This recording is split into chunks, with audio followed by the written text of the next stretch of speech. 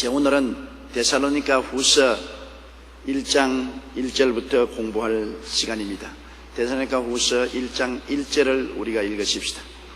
바울과 실와노와 디모데는 하나님 우리 아버지와 주 예수 그리스도 안에 있는 데살로니가 교회에 편지하노니. 이게 바울 선생은 바울과 실와노와 디모데 세 사람이 팀이 되어서 일하는 것을 보여주고 있는 것입니다. 바울 선생은 혼자서 선교 여행을 가지 않았습니다. 언제나 함께 힘을 합쳐서 선교 사역을 한 것입니다.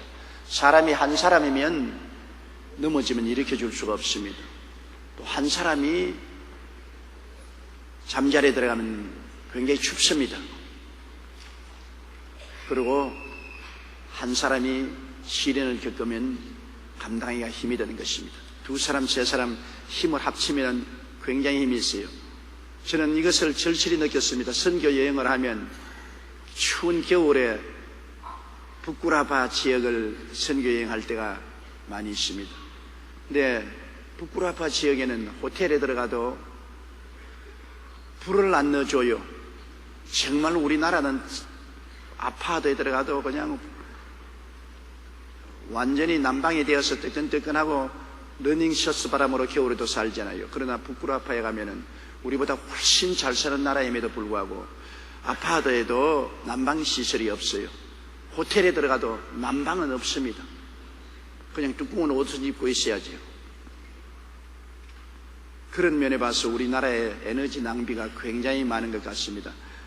이 구라파에 가면 자동차에 에어컨디션 다른 자동차가 없어요. 자동차에 에어컨디션 없습니다. 추우면 추운 대로, 더우면 더운 대로 지내지 에어컨디션 달리는데 우리나라 자동차는 모두 다 에어컨디션이 있잖아요. 정말 우리는 굉장히 호사스럽게 사는 것입니다. 근데 추운데 겨울에 잠자리에 들어가 있으면 뼛속까지 추워져요. 얼마나 추워진지 벌벌벌 떨고 잠을 잘 수가 없습니다. 그러나 가끔가다 여행할 때 우리 집사람하고 같이 하면은 난로가 하나 옆에 있어가지고서 뜨뜻하다고요. 그 보통 때는 모르는데 추울 때 잠자리에 들어가 보면 여실하게 표가 납니다. 난방 하나를 갖고 다니는 효과가 있는 것입니다. 그러므로 그때마다 제가 느끼는 것입니다. 성경 잠언서에 혼자 누우면 춥거니와 둘이가 누우면 따뜻하다. 야, 그 참말이구나. 사람이 영적으로도 한 가지인 것입니다. 혼자 기도할 때는 열기가 적어도 두세 사람 함께 기도하면 기도의 상승 기류를 타서 뜨거워지는 것입니다. 혼자 신앙생활하면 식어질 수 있으나 두세 사람이 함께 신앙을 가지면 뜨거워지는 것입니다. 장작불도 하나로 태우면 불이 타다가 꺼질 때가 있지만 두세 가피를 함께 태우면 불이 활활 타지 않습니까? 기러기가 하늘을 날아가는 거 보십시오.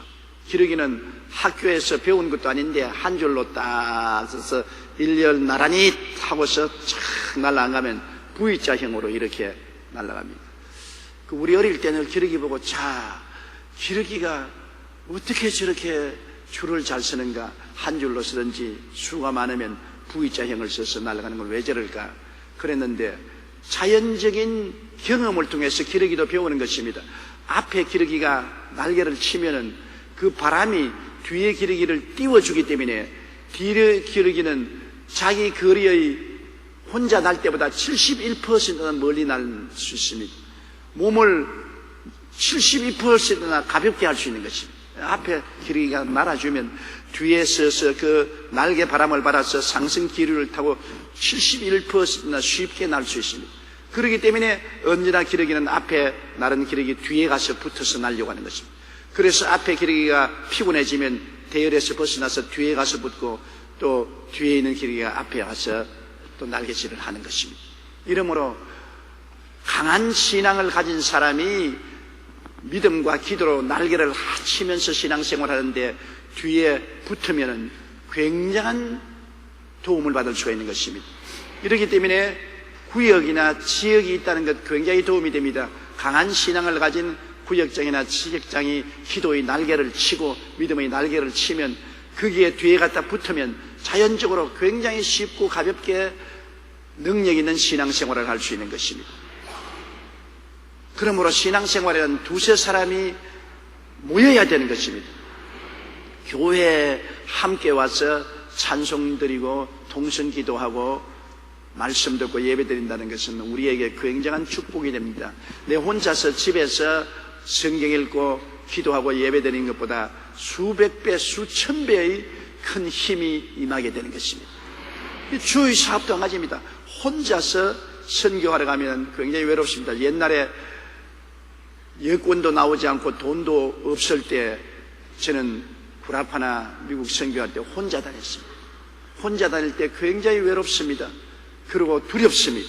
혼자 병들든지 사고가 나면은 아무도 돌봐줄 사람이 없으니까 굉장히 두렵습니다.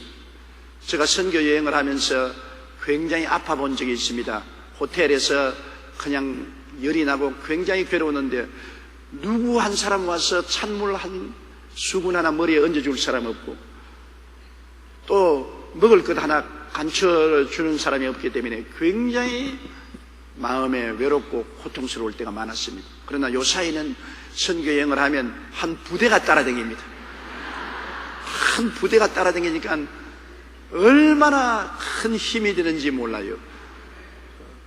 정신적으로 위로가 되고 영적으로 기도에 힘이 되고 또 두렵지 않고 놀라지 않습니다. 바울 선생도 혼자 선교여행을 하지 않았습니다. 항상 바울은 먼저는 바울과 바나바와 함께 다니다가 그 다음 바나바와 서로 사이가 갈라졌을 때는 실라와 디모데와 함께 선교여행을 다닌 것입니다. 함께 한다는 것 굉장히 좋습니다. 신앙의 동기를 얻는다는 것은 우리가 큰 힘을 얻게 되는 것입니다. 오늘 국제사회에서도 외교도 한 가지입니다. 한 나라 혼자 살 수 없습니다. 여러 나라가 서로 뭉쳐서 동맹이 되어서 살면은 서로 땡겨주고 밀어주어서 나라가 잘 될 수 있지만 나라가 동맹이 되지 않고 혼자 외롭게 떨어져서 있으면 굉장히 고통스럽습니다. 나는 우리나라가 현재 고립되어 있는 것을 생각할 때 굉장히 외롭고 고통스럽습니다. 미국하고도 등지고 일본하고도 등지고 우리 우방하고도 등지고 북한 김정일이 손만 잡고 있습니다. 김정일이 손만 잡고서 자꾸 그만 우리 민족하고 따라가는데 여러분 민족이 굉장히 무서운 것입니다. 나라가 다른데 민족이 같다고 해서 그를 손잡고 가다가 이용만 당하고 마는 것입니다. 민족이라는 것은 나라에 소속되어 있는 것입니다. 우리 대한민국이라는 분명한 정체성이 있는 나라가 잘 돼야지 나라 제껴놓고 민족끼리 하나 되자. 민족끼리 하나 되어 나중에 어디에 속아 넘어갑니까? 북한의 책략에 속아 넘어가는 것밖에 없는 것입니다. 우리 나라가 굳건히 있어야 되는 것입니다. 나라가 있어야 민족도 있는 것입니다. 나라가 무너지면 민족도 흐트러지고 마는 것입니다. 우리가 30년 동안 나라를 잃고 난 다음 일본에 소속되어 얼마나 많은 시련과 고통을 겪었습니다. 나라가 튼튼히 있어야 민족도 튼튼히 설 수 있는 것입니다. 그러므로 나라를 제껴놓고 민족끼리 하나 하자. 그렇게 자꾸 유혹하는 손길에 넘어가서 나라를 짓밟아버리고 나라가 무너지면 우리는 어떻게 되는 것입니까? 우리는 모든 것 다 잃어버리고 말고 공산 압제 속에 노예가 될 수 있는 것입니다. 정신 차려야 돼요. 대한민국이라는 나라가 분명히 있어야 됩니다. 국기도 대한민국 국기가 분명히 있어야지 반도기가 뭡니까? 반도기가 어떻게 우리의 국기가 되는 것입니까? 대한민국의 국기가 분명히 있고 애국가가 분명히 있고 대한민국의 자유민주주의 시장경제를 중심으로 하는 우리 국기가 분명하게 써야 되는 것입니다. 나라가 분명히 서고 난 다음에 민족이 있지 나라 없는 민족의 연합이란 있을 수가 없는 것입니다. 이런 점에 있어서 우리는 홀로 서려고 하는데 여러분 인생은 홀로 서서 살지 못합니다. 서로 앞에서 끌어주고 뒤에서 밀면서 함께 살아야 됩니다. 우리 신앙생활도 내 혼자 예수 잘 믿으면 된다. 교회 같은 거 필요 없다. 내 혼자. 그래서 무교회주의자가 되어서 혼자서 집에 예배 본다고 하는 사람들이 과거에 있었는데 다 망해버리고 마는 것입니다. 혼자 쓴다고 하다가 다 망했어요. 함께 같이 살아야지 혼자는 못 삽니다. 오늘 우리 한국에 굉장한 수해가 났습니다. 이것은 한 지역에 난 것이 아니라 전국적으로 수해가 났습니다. 전 국민이 함께 고통을 당합니다. 나는 수혜를 안 당했으니까 나 혼자 편안하게 살겠다. 그렇게 하면 나도 못 살고 남도 못 살고 다 못 삽니다. 수혜를 당하면 우리 다 함께 살기 위해서 이 고통을 국민 전체가 함께 걸머져야 되는 것입니다. 여러분, 우리 가만히 있을 것 아니라 우리가 옷가지라도 물질이라도 또 자원봉사라도 있는 힘을 다해서 수혜를 당한 사람을 위해서 협조를 해야 되는 것입니다. 내가 자원봉사를 할 수 없으면 수혜당한 사람들을 위해서 옷가지라도 드려야 되고 물질이라도 도와서 함께 협력을 해서 살아야 이 강투에서 살 수 있지, 나 혼자만 잘 살겠다고 하면 나도 죽고 남도 죽게 되는 것입니다. 언제나 우리는 함께 가야 되는 것입니다. 함께. 예수님께서도 우리와 함께 살기 위해서 십자가에 우리를 끌어안고 죽으신 것입니다. 예수님 십자가에 죽으심으로 우리를 끌어안고 죽으시고 장사하시고 함께 부활해서 함께 승천한 것입니다.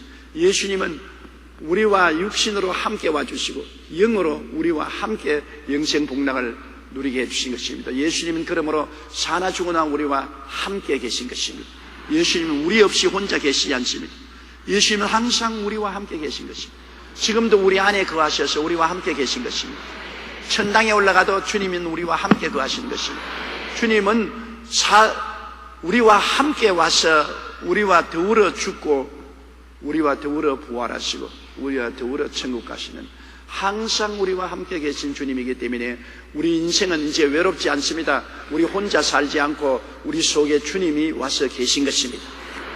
안 믿는 사람에게는 혼자 사는 것밖에 없죠. 자기 속에 아무도 주인이 들어와 있지 않습니다. 우리는 하늘과 땅과 세계와 그 가운데 모든 것을 지으신 하나님의 아들 예수님이 들어와 계시기 때문에 예수님과 함께 먹고 마시고 함께 꿈꾸고 함께 기도하고 함께 일하는 우리들이 되었으므로 얼마나 감사한지 형언할 수가 없는 것입니다.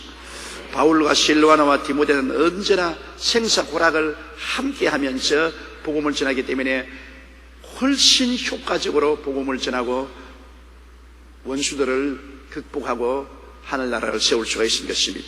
그러므로 하나님 우리 아버지와 주 예수 그리스도 안에 있는 데살로니가 교회에 편지한다. 데살로니가 교회가 홀로 있는 것이 아닙니다. 하나님 우리 아버지와 주 예수 그리스도 안에 있는 데살로니가 교회인 것입니다.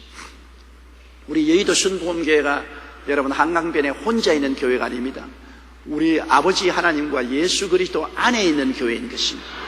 하나님 아버지가 돌보고 우리 주 예수 그리스도가 붙들어주는 아버지 하나님과 예수 그리스도 안에 있는 교회라는 것을 생각해야 되는 것입니다. 교회는 그냥 이런 건물만이 교회가 아닌 것입니다.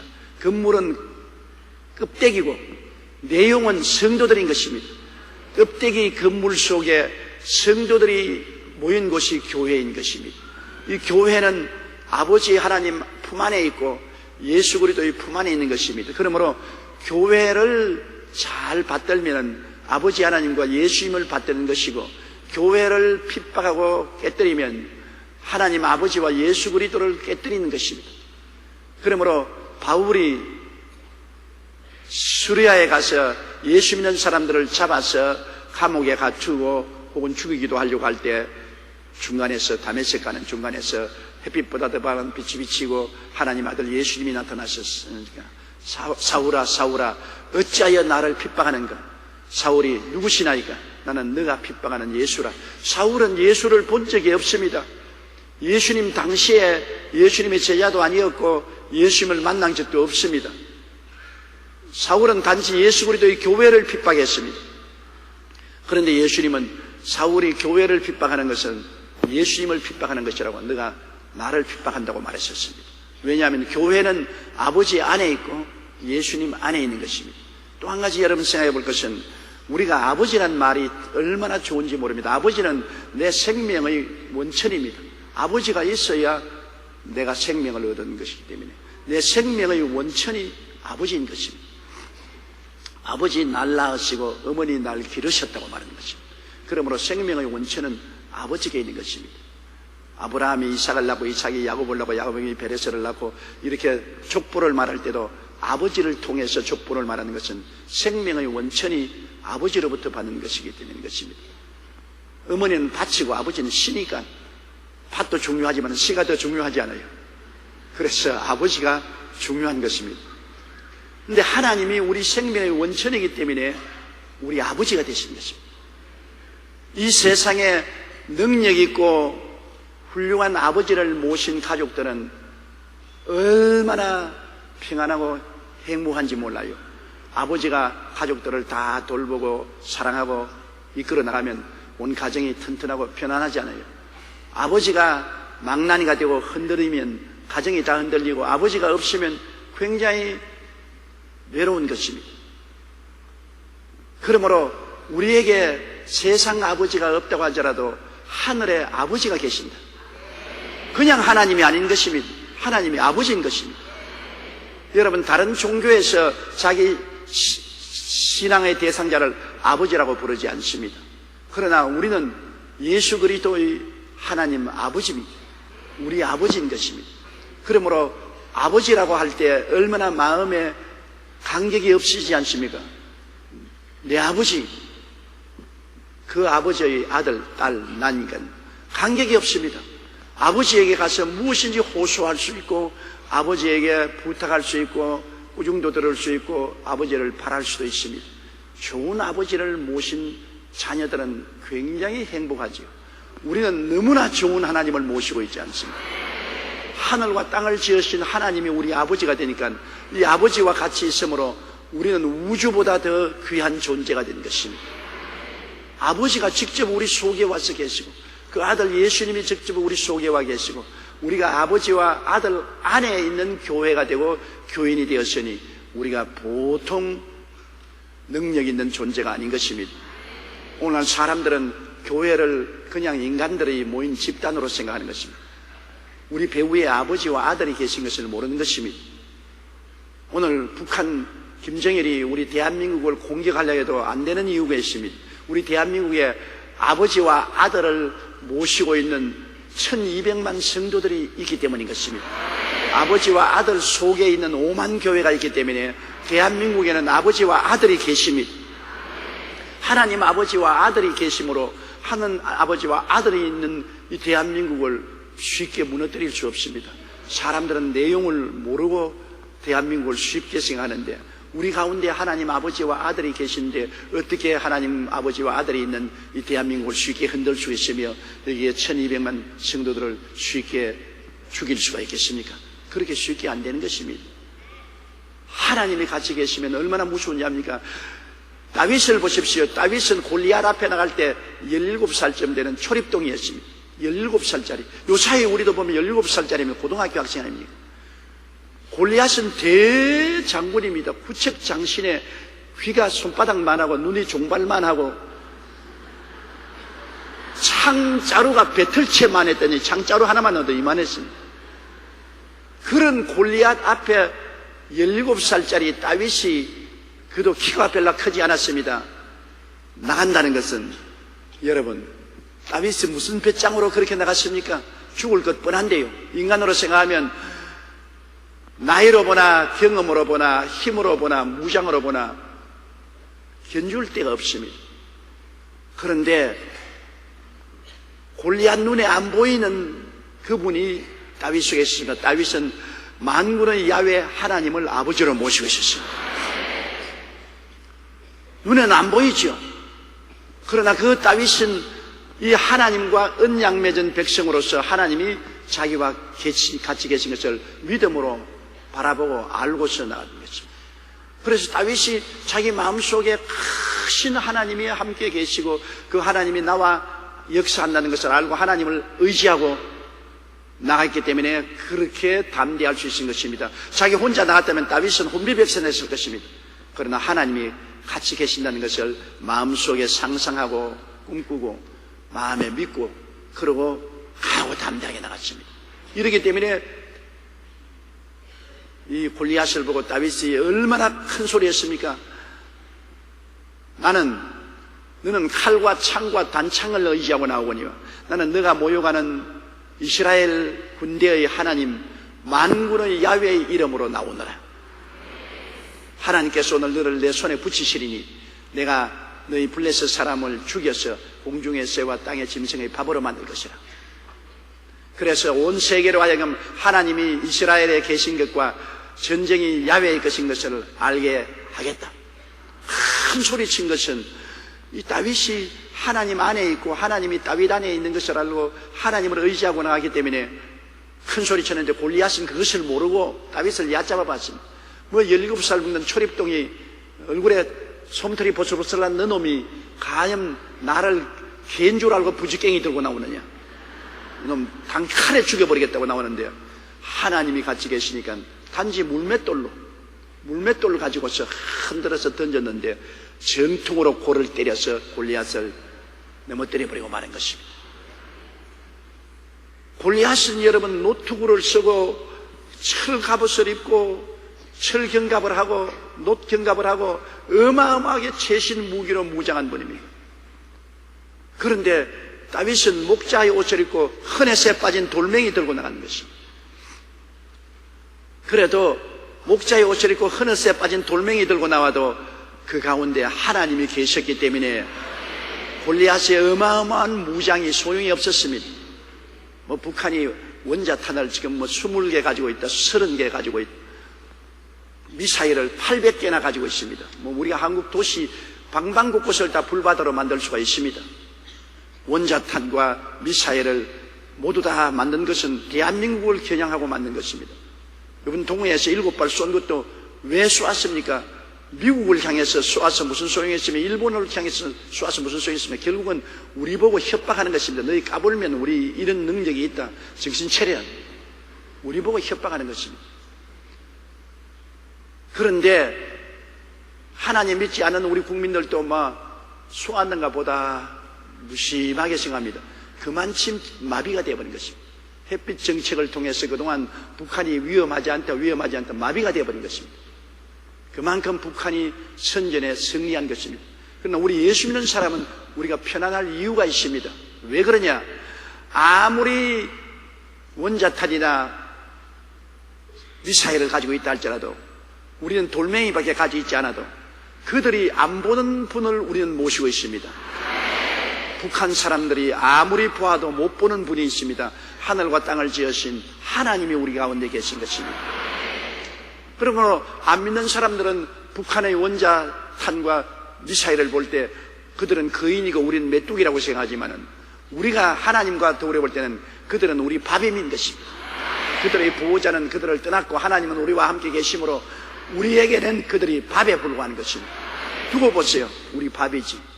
우리가 하나님을 의지하고 하나님을 바라보고 하나님께 감사드리면 골리앗을 향해 난 다윗이 돌멩이로 가지고서 중무장한 골리앗을 쳐서 넘어뜨린 것입니다.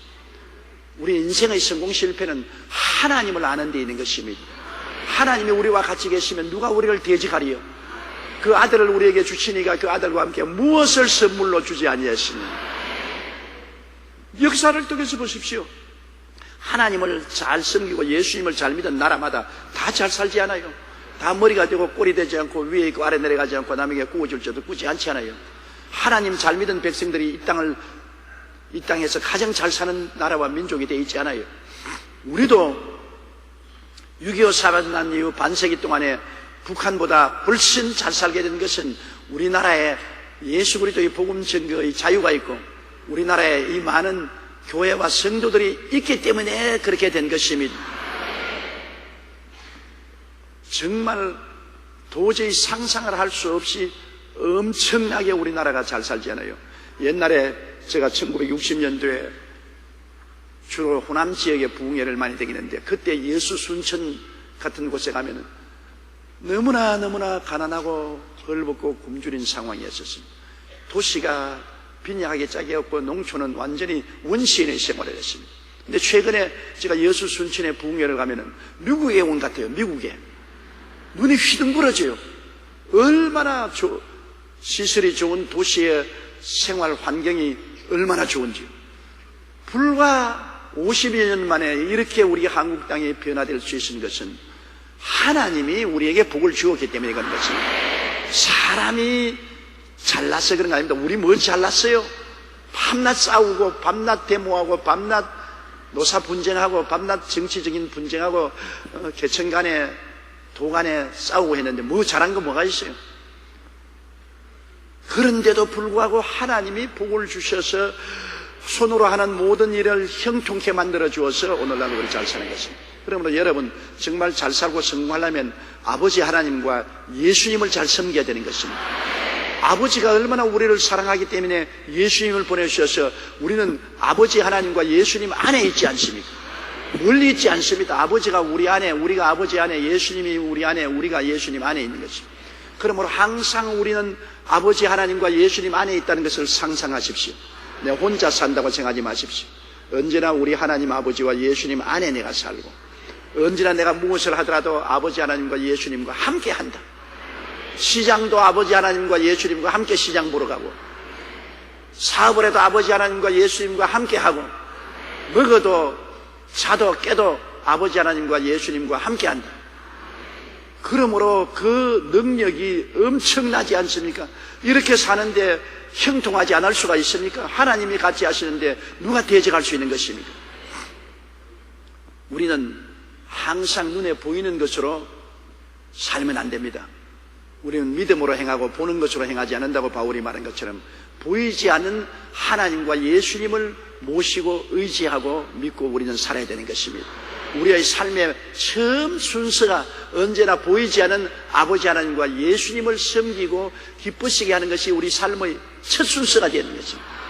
그 나라와 그 애를 먼저 구하라는 것은 아버지 하나님과 예수님을 먼저 섬기고 먼저 기쁘게 하라는 것입니다. 그러므로 날 중에도 첫째 날인 주일날은 먼저 아버지 하나님과 예수님 섬기는 날, 물질도 제일 먼저 물질 중에 11조는 아버지 하나님과 예수님을 섬기기 위해서 드리는 물질로, 우리의 첫날 아침에 일어나서 제일 먼저 하나님 아버지와 예수님께 감사하고 예배드리는 것으로, 언제나 아버지와 예수님을 우리 생에 제일 처음으로 삼고 살아야 우리 하나님이 우리를 기뻐하고 즐거워하는 것입니다. 하나님을 액세서리로 생각하면 안 됩니다. 이용가치로만 생각하면 안 돼요. 여러분도 집에서 그렇지 않습니까? 여러분을 끔찍하게 알아주고 대해주는 남편이 존경스럽지, 남편이 여러분을 액세서리로 생각하고 있어도 좋고 없어도 좋다, 지금이라도 보따리 사고 나가려면 나가라, 그러면 그 남편 위해서 뭘 수고를 하고 일을 하겠습니까? 수고할 생각이 없죠. 그러나 끔찍히 생각해 주어서 모든 가정사에서 어뜸을 생각하고 인정을 해주면 좋잖아요. 사람이란 여러분 자존심이 있기 때문에 절대로 자존심 상하는 일을 하면 안 되는 것입니다. 대개 내가 교회 목회를 48년을 하면서 깨어지는 가정마다 보면은 자존심을 상하게 하는 일을 많이 합니다. 무심코 하는 말이 상대편의 자존심을 상하게 합니다. 예를 들어 말하면 아주 적은 일입니다. 남편이 직장에서 돌아와서 아이고 피곤해. 그러면 아이고 피곤하지요. 빨리 발 씻고 들어갔어요. 내가 밥상 차려 드릴 테니까. 이렇게 말하면 좋을 건데, 아이고 피곤해. 뭘 이렇게 피곤해? 뭐 회사에 나가 오늘 일하고 돌아왔는데 뭐가 피곤해? 자기는 무의식적으로 말하지만 그 남편에게 치명적인 자존심의 상처를 가지는 것입니다. 나는 피곤하다고 말하는데 네가 뭘 피곤했냐, 뭐 했기에? 이거는 어마어마하게 자존심을 짓밟아 버립니다. 그러면 남편의 반응이 어떻습니까? 기분이 나쁘니까 너는 뭐 했어? 너 집에 오늘 뭐 했냐? 너무 짓궂게 들어만 오면은 사람을 짓밟고 여기 들어올 생각이 하나도 없다. 옷 벗었다가 돌아있고 저녁 너 혼자 처먹어라. 그러고 나가버립니다. 이 보통 일이 아니에요. 사람의 자존심을 밟으면 절대 안 됩니다. 내가 자매님 여러분에게 정말 부탁하는데 10년을 살았던 20년 살았던 30년 40년 살았던 부부는 남입니다. 돌아 누우면 남이 된다고. 만만하게 친하다고 생각하면 안 됩니다. 친할수록 자존심을 상하게 하면 절대로 안 돼요. 언제나 사람은 자기 스스로를 존경하는 마음이 있기 때문에 인생을 살 수 있어요. 예수님 같은 분도 죄인 개수를 보고도 자존심 상하게 안 했습니다. 남편을 5갈은 수가성 우물 여인 보고 이 더러운 여자야, 이 방탕한 여자야, 음란한 여자야, 그런 말 한마디도 안 썼습니다. 너가 이 물을 마시면 다시 목마르거니와 내가 주는 물을 마시면 영원히 목마르지 않을 것이다. 그럼 그 물을 주소서. 너 남편을 데리고 오너라. 아, 내 남편 없는데요. 맞았어. 5 있었으나 내 남편이 아니고 지금 6번째 살아난 내 남편이 아니다. 주님은 현실을 그대로 말했지 네 잘했다 못했다 말 안 했습니다. 자존심을 주님은 절대로 건드리지 않았습니다. 가늠하다가 현장에 잡힌 여자를 전부 돌로서 쳐 죽이려고 할 때 예수님께서 뭐라고 했습니까? 너희 중에 죄 없는 자가 먼저 돌로 쳐라. 그리고 여자여, 너를 정죄하는 자가 있느냐? 없습니다. 나도 너를 정죄하지 아니한다. 집에 돌아가서 다시 죄 잊지 마라. 얼마나 그 상처 입은 자존심에 손을 안 대고 그를 북돋아 준 것입니다. 우리 가정의 불행이 큰 문제로 다가오는 거 아닙니다. 돈 문제, 자녀 문제, 문제가 다 있죠. 그러나 그 문제에 부딪힐 때 그거를 꼬집었기 때문에 자존심을 상한 말을 하기 때문에 여러분 모든 것이 다 이저려지고 깨어지는 것입니다. 더구나 여성들이 남자들보다 말을 많이 하거든요. 여성들이 쉽게 남편에게 대해서 자존심이 상하는 비평적인 말을 빼앗아 버립니다. 의미 없이 자기도 큰 그게 의미를 부여하지 않고서 그냥 베푸는 것입니다. 그러나 그것은 남편에게 굉장한 자존심의 상처를 주고 마음에 피를 흘리게 만드는 것입니다. 그러면 사랑의 관계는 끊어지는 것입니다. 남편들도 부인의 자존심을 상하지 않도록 애를 써야 됩니다. 근데 김성환 목사 이번 주일 설교 들으니까 자기는 집에 들어가서 부인이 조금 기분이 안 좋으면 빌고 들어간다고. 집에 들어갈 때 당회장 명칭 떼버리고 평범한 남편으로서 부인을 빌고 들어가서 부인이 조금 기분이 좋지 않으면 여보 산책하자. 차에 태워가지고 저 양평까지 산책을 하고 돌아오면 마음이 풀린다는 말을 하더라고요. 그래서 내 얼굴이 총각 같지 않느냐. 왜냐하면 마누라하고 안 다투니까 마음이 좋아서 얼굴이 총각 같다고 자랑하는 걸 들었는데 진짜 총각인지 아닌지 모르겠지만 자존심을 상하게 하지 않으면 평안을 가져올 수 있는 것입니다. 문제가 생겼을 때 남에게 상처를 입히지 않고 넘어가야 되는 것입니다. 당신 때문에 이런 일이 생겼지 않느냐. 그러면 벌써 상처가 와요. 이미 문제는 벌어졌기 때문에 할 필요가 없습니다. 문제 해결해야지. 빚을 졌으면 당신 때문에 빚져서 못 산다 하면 반발하죠. 아예 그 말은 하지 말아야 돼. 문제를 어떻게 해결할지 골몰 해야 돼요.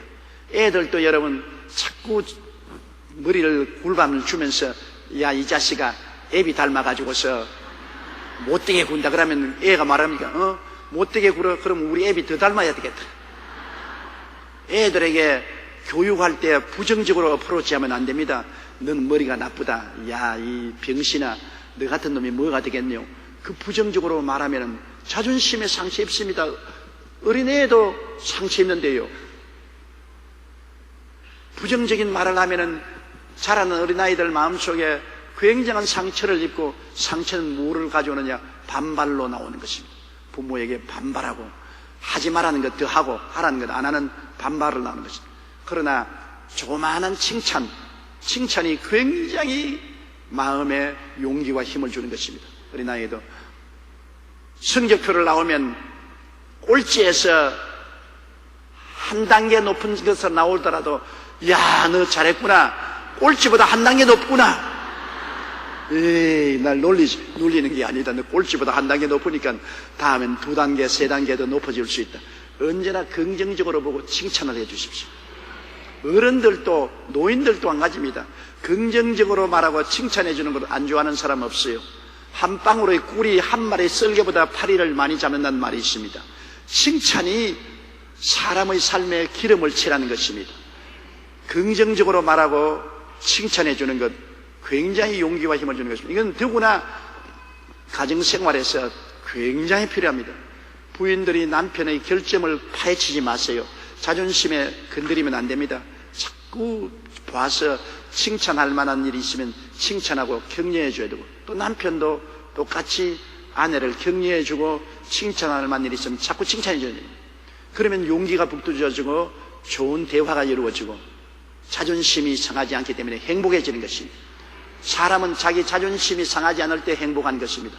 아무리 물질을 많이 주고 환경을 잘해주어도 자존심을 짓밟아버리면 상처투성이가 되고 마는 것입니다. 이러므로 우리는 아버지 하나님 안에서, 그리스도 예수 안에서 있기 때문에 우리는 얼마나 좋은 배경이 있고 좋은 가문에 태어나고 얼마나 빽이 튼튼한지 몰라요.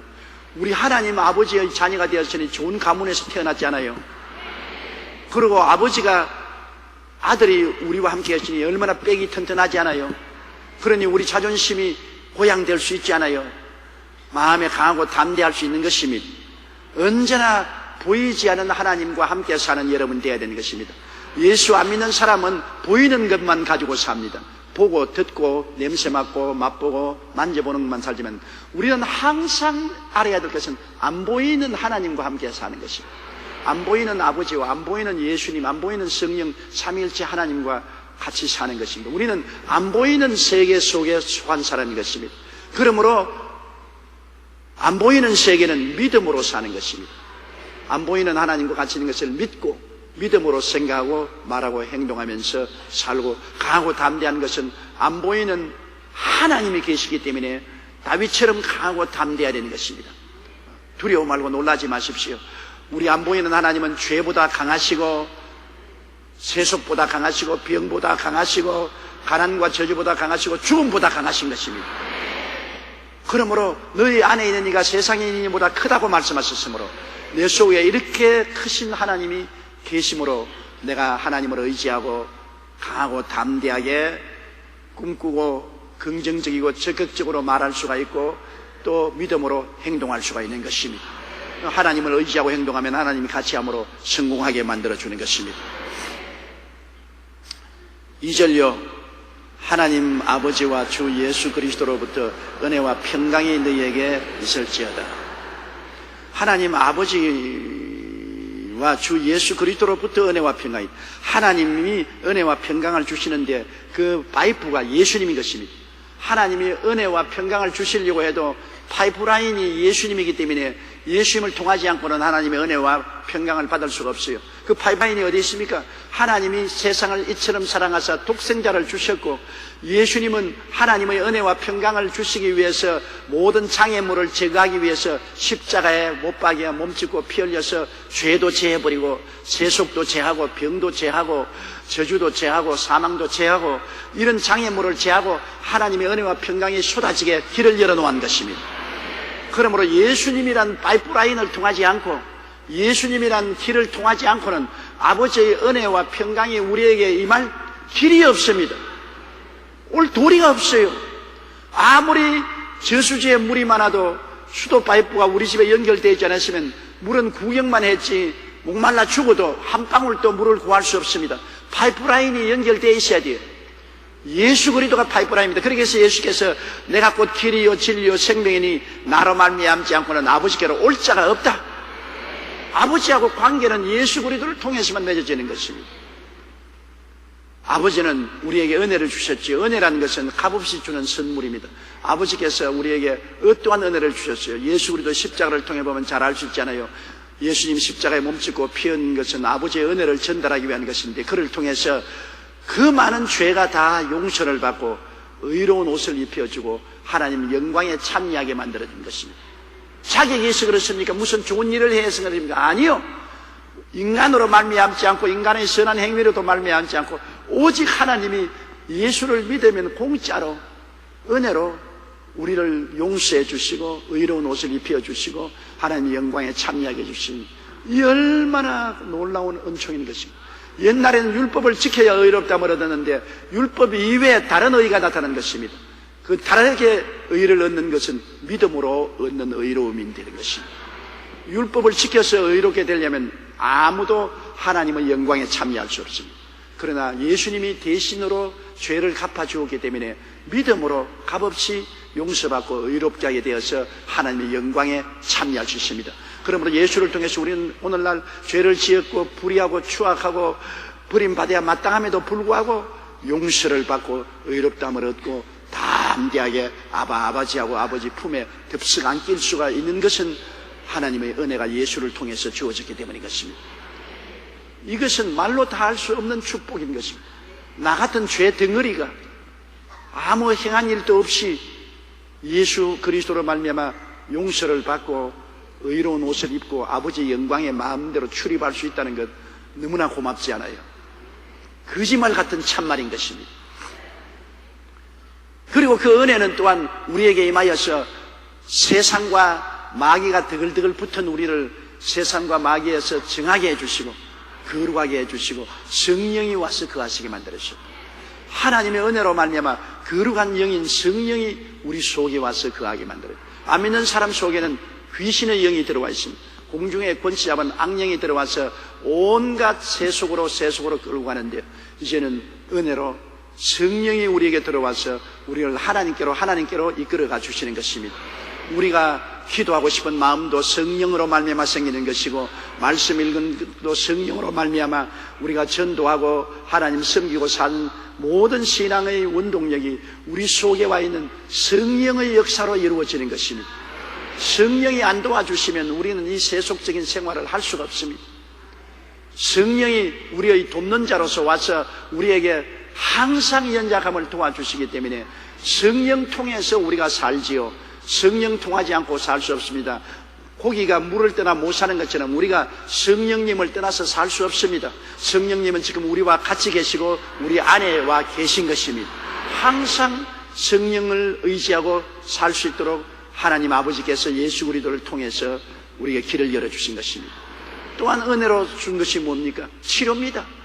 예수 그리스도를 통해서 하나님은 우리에게 치료를 주십니다. 우리가 인생을 사는데 늘 상처 입습니다. 마음도 늘 상처를 입어서 분노, 미움, 시기, 질투, 탄식, 절망, 좌절, 마음도 시시각각으로 상처를 입고 또 육체의 상처도 여러 가지 질병으로 상처를 입고 맙니다. 그런데 이 상처를 늘 치료받아야 돼요. 우리가 늘 상처 입는데 늘 치료받아야 우리 마음의 행복을 누릴 수가 있는 것입니다. 그런데 이 상처를 누가 치료합니까? 예수 그리스도를 통해서 아버지 하나님이 값없이 우리를 치료해 주시는 것입니다.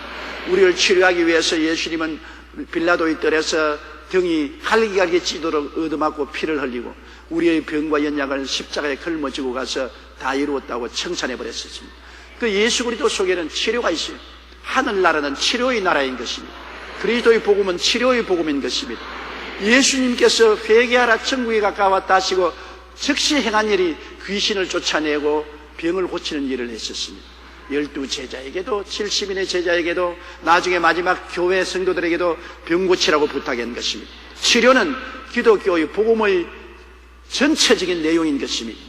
이러므로 아버지는 값없이 예수를 통해서 마음의 상처도 치료받고 육체의 상처도 치료받게 만들어진 것입니다. 상처 입은 우리 심신을 가지고 예수 그리스도 이름을 통해서 아버지께 구하면 오늘날도 아버지는 손을 내밀어 우리를 치료해 주시는 것입니다. 치료받지 못한 성도는 그대로 있어서는 절대로 안 되는 것입니다. 하늘나라는 치료에 있기 때문에 항상 상처 입어도 항상 치료를 허락해 주시는 것입니다. 그리고 하나님이 또 예수를 통해서 주시는 은혜는 축복인 것입니다. 여러분, 이번에 수해로 말미암아 우리 한국 강토가 수조원의 손상을 입었습니다. 정말로 여러분, 인간의 힘이란 자연의 막대한 힘에 감당할 수가 없습니다. 한 번 수해가 나서 휘몰아 버리니까 남은 그 뭐 숟가락 하나도 있나요? 이것은 자연재해라고 하지만은 삶의 저주 아닙니까? 이러한 자연재해가 얼마나 큰 저주가 됩니까? 한평생 모은 재산 다 날려버리고 가족들도 뿔뿔이 헤어지고 혹은 죽기도 하고 이러한 절망적인 재해에서 우리를 저주에서 건져주는 것이 바로 아버지 하나님의 은혜인 것입니다. 아버지는 예수 그리스도를 통해서 십자가에서 우리의 저주를 대신 짊어지게 하시고 저주를 청산하고 아브라함의 복을 임하여 주신 것입니다. 하나님께서 우리의 축복이 되는 것은 하나님은 우리의 피난처요 요새요 의뢰하는 하나님이 되시니 제가 우리를 새사냥꾼의 올무에서와 극한 연병에서 건져주시기 때문인 것입니다. 그래서 우리는 밤의 놀램과 낮에 흐르는 살과 흑암 중에 행하는 연병과 백주에 황폐케 하는 파멸을 두려워 아니한다고 말한 것입니다. 우리가 주님을 중심으로 섬기고 주님께 부르짖어 기도하면 이런 자연재해도 피할 수가 있는 것입니다. 하나님은 저주를 제하신 하나님인 것입니다. 우리의 생활의 가시와 은극기를 제해주는 하나님인 것입니다. 오늘 우리 한국에 이런 큰 수해가 온 것도 우연히 왔다고 생각하지 말아야 됩니다. 일반 사람들은 우연히 왔다고 생각을 하지만 우리는 더 깊이 생각해야 되는 것입니다. 하나님께서 우리에 대해서 기쁘게 생각하지 않고 있다는 것을 우리가 알아야 되는 거죠. 우리나라에 대해서 하나님이 기쁘게 생각하지 않고 슬프게 생각한다. 노아가 홍수를 치대당할 때 하나님의 기쁘심을 받은 노아는 방주 속에서 살아났지만은 하나님의 기쁘심을 받지 않은 사람은 물에 다 빠져 죽었습니다. 천재지변도 우리는 하나님을 기쁘시게 하고 살았는지 안 살았는지 알아야 돼요. 아무리 천재지변이 와도 하나님이 지켜줄 자란 지켜주시는 것입니다. 하나님이 나의 피난처여 요새여 의리하는 하나님이라고 하는 거죠. 밤에 갑자기 부시간에 일어나는 사고와 낮에 계획적으로 나를 향해서 공격하는 화살과 그리고 흑암 중에 생기는 유행병, 무서운 유행병과 백주에 황폐케 하는 천재지변, 이런 홍수나 지진이나 이런 곳에서 하나님이 우리를 피하게 해주겠다고 말씀하신 것입니다. 그러므로 우리 하나님 아버지는 이러한 은혜를 우리에게 주시겠다고 약속했으므로 예수 이름으로 우리는 이러한 자연적인 재해와 천재지변에서도 보호해 줄 것을 믿고 기도해야 되는 것입니다. 기도해야 돼요. 하나님이 이런 특권을 주시겠다고 했으니 예수 이름으로 기도할 때 하나님의 자비와 긍휼이 임하는 것입니다. 또 이렇게 상처 입었을 때 하나님이 우리에게 은총을 주셔서 붓구시게 달라고 기도해야 되는 것입니다. 그리고 하나님이 주신 가장 큰 은혜가 뭡니까? 죽음에서 건져주는 것입니다. 사람이 죽음의 준비가 되어야 잘 살 수 있습니다. 항상 죽음의 저 건너편에 문제가 해결 안 되고 죽음의 불안에 처한 사람은 이 땅에 사는 동안에 평안할 수 없어요. 잘 죽을 줄 아는 사람이 잘 살 줄도 아는 것입니다. 잘 죽을 줄 모르는 사람은 잘 살 줄 몰라요. 우리 예수 믿고 난 다음 언제 죽어도 죽음을 웃음으로 받아들일 수 있는 마음의 평화가 있으면 이 세상에 사는 동안에도 평화를 가지고 살 수가 있는 것입니다. 이러므로 주를 믿는 사람들은 이 땅에만 사는 것이 아니라 먼저 영원한 천국에 들어가서 살 수 있는 준비가 되어 있어야 되는 것입니다.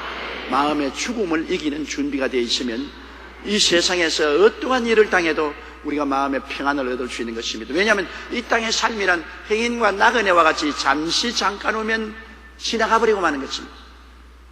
여러분 뒤를 돌아보세요. 과거에 잘 살은 것 지금 효과가 있습니까? 과거에 행복했던 것 기억 속에만 남았지 지금 효과가 있습니까? 과거를 현재 다 안고서 살 수는 없습니다. 다 지나가 버립니다. 지위도 명예도 돈도 청춘도 다 지나가 버려요. 그러므로 이 세상에 매인다는 것은 정말 덧없는 일인 것입니다. 물거품을 잡고서 사는 것과 같은 것입니다. 영원한 것은 하나님 아버지와 예수님 안에 있는 천국밖에 없습니다. 하나님 아버지와 예수님 안에서 천국을 확실히 소유하면 눈물과 근심과 탄식과 이별하는 것이나 고가는 것이나 앓는 것이 없는 그곳, 약한 몸이 강하게 되고 추한 몸이 영화롭게 되고 육의 몸이 신령한 몸이 되고 죽을 몸이 산 몸이 되어서 영원히 산다는 이 확실한 보증을 받고 이 믿음을 가지고 있으면 이 땅에 사는 동안에 평안하게 살 수 있습니다. 아이고 어떻게 됐든 나는 영원히 천당에 가게 돼 있으니까 내가 무슨 걱정을 하겠냐, 무슨 세상에 미련이 있다고 아웅다웅 하겠느냐, 그러한 마음에 여유가 생기고 담대함이 생겨날 수가 있는 것입니다. 그러므로 하나님 아버지는 예수 그리스도를 통해서 우리에게 영원히 잘됨 같이 범사에 잘됨에 강건하고 생명을 얻되 넘치게 얻을 수 있는 길을 열어주셔서 은혜로 주시기 때문에 이런 하나님을 믿고 있으므로 마음의 평강이 다가오는 것입니다. 하나님이 이렇게 은혜를 주시는 하나님이 계심으로 내 마음이 편안하지요. 환난과 폭풍과 다가 안 올 수는 없지만은 환난과 폭풍 중에도 믿을 때가 있으니 평안한 것입니다. 믿을 때가 없으면 평안하지 않죠. 아무리 어려움이 다가와도 내가 믿을 때가 있으면 마음이 편안해요. 믿을 때가 없으면 나 혼자 초계같이 되지만 든든한 백이 있으면 아무리 큰 시련을 당해도 평안해요.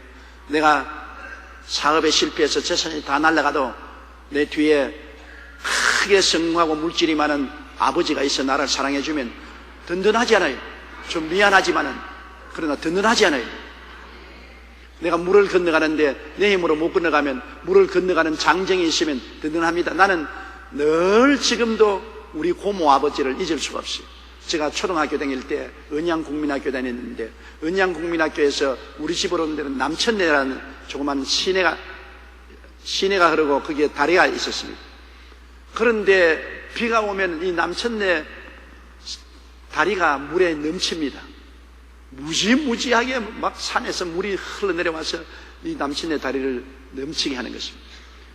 그 다리를 건너갈 수가 없어요. 우리는 어린아이이기 때문에. 그러나 집에는 가야 되는데, 학교를 마치고 남천내 다리에 왔을 땐 집에 못 내려가면 언제나 우리 고모님 집에 갑니다. 고모 아버지는 농부로 아주 다리가 그냥 이만하고 굉장히 건장한 분이었습니다. 어릴 때 기억이, 그러니까 실제는 그랬는지 모르겠어요. 어릴 때는 보면 다 커 보이니까. 고모 아버지 집에 가야 되겠는데 저 물 못 건네가요. 그러면 고모 아버지가 뭐냐, 내가 돌봐주마. 고모 아버지가 우장을 입고 나와가지고서 그 물 가는데 물이 흘러. 내가 지금 생각해보면 아찔해요. 그 고모 아버지 등에 옆에다 고모 아버지가 삐끄덕해서 넘어진 날이면 뭐 죽을 것인데, 그래도 그때는 고모 아버지가 굉장히 믿음직스럽고 고모 아버지를 떠내려갈 홍수가 없는 줄로 생각했습니다. 그만큼 고모 아버지가 힘있게 보였어요. 그래서 고모 아버지 등에 탁 엎힙니다. 엎히면 고모 아버지가 꼭 나를 붙잡아라. 그러면 고모 아버지 목을 딱 붙잡아. 물이 싹, 얼마나 어지러운지 몰라요. 이리 보면 막 물이 막 흘러가고 어지러니까 난 눈을 딱 감고 고모 아버지 목만 딱 잡고 있으면 고모 아버지가 천천히 이렇게 걸어가는. 지금도 내 기억에 분명해요. 고모 아버지가 나를, 왜 자꾸 웃어?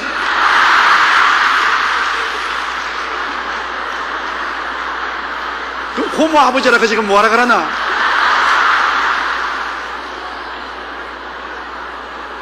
그럼 고모 신랑이라 그럴까?